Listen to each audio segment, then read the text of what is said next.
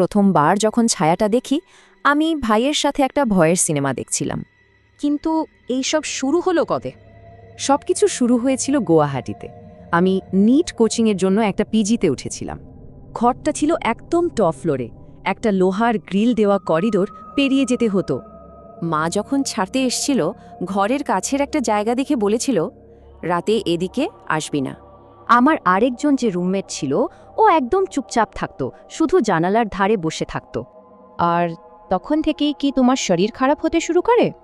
হ্যাঁ, একদিন করিডোরের আয়নার সামনে গিয়ে দেখি আমার নাক দিয়ে রক্ত পড়ছে।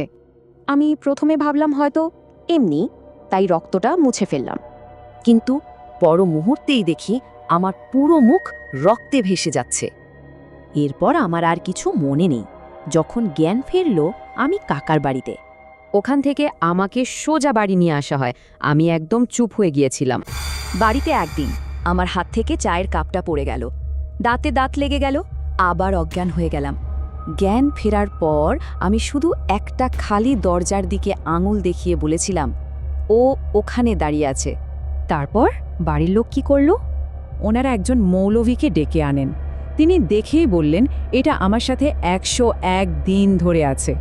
এরপর থেকে ঘুম থেকে উঠে দেখতাম শরীরে হাতের ছাপ, নয়তো হাতে গভীর কাটার দাগ।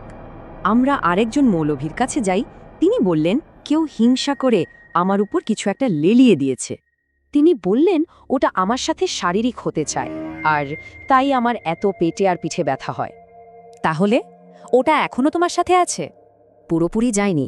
একজন পুরোহিত বলেছেন এটা সরানোর একটাই উপায়, যদি আমি কারো সাথে ঘনিষ্ঠ হই। তিনি একটা লকেট পরিয়ে দিয়েছেন আর বলেছেন এটা যেন আমি কখনো না খুলি।